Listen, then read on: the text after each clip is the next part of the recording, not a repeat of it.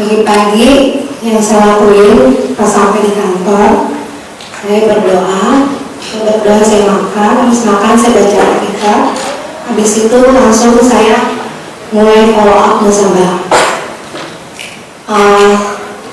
Dikala saya putus asa atau menelpon nasabah itu ada yang nggak diangkat, ada yang ngomongnya nggak enak atau apa, saya berkata dalam diri saya sendiri, masa sekalian saya nelfon tidak ada satupun yang saling komunikasi.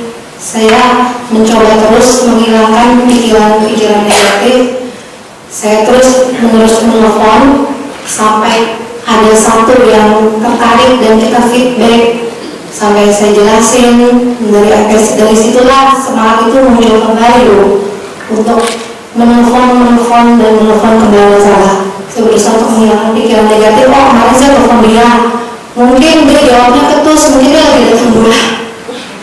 Kayak soalnya 2 minggu seminggu lagi saya coba telepon dengan mencoba menghilangkan pikiran negatif. Saya harus mencoba menelpon kembali, siapa tahu kali ini di telepon diangkat dan dia punya ID uangnya dan dia menanyakan bunga. Ada seperti itu gitu. Itu jadi motivasi tersendiri. Saya terus terang hidup kecil susah.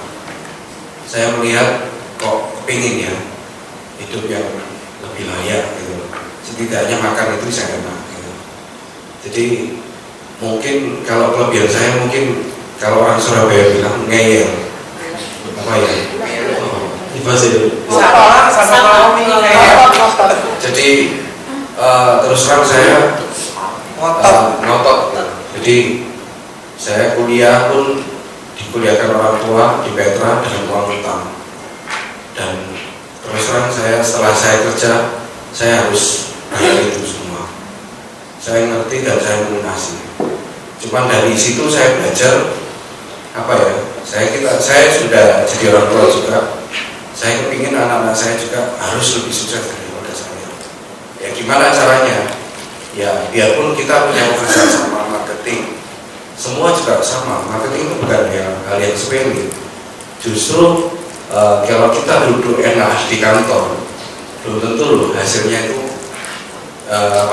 kita ini sebagai marketing kalah dengan mereka. Kelihatannya bos-bos punya toko, kalau bulanan belum tentu menang dari kita yang di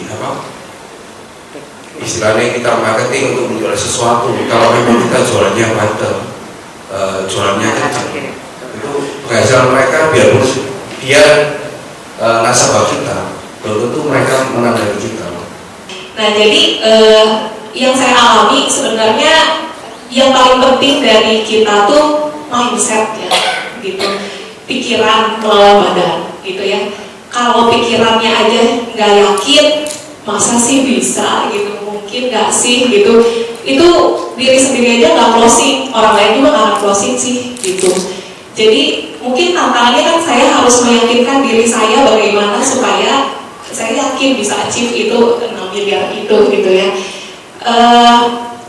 Makanya yang tiap hari saya lakukan tuh pasti apa yang saya dengar, apa yang saya lihat, saya hati-hati gitu. Dengarnya ya yang positif aja, yang baik aja, yang menguatkan aja. Setiap hari ke kantor buka beritanya Salim Group, berita Indolife, berita Salim Group itu setiap hari saya pasti buka. Harga ICBP, INDF semua saya buka gitu ya. Karena itu meyakinkan saya gitu. Oh ya, ini saya besok indeks turun banyak. Aku yang tahu. Iya. Soal riset juga dia. Ya, jadi saya senang belajar. Sekarang lagi ngambil S1 juga. Sebentar lagi lulus mau ambil S2.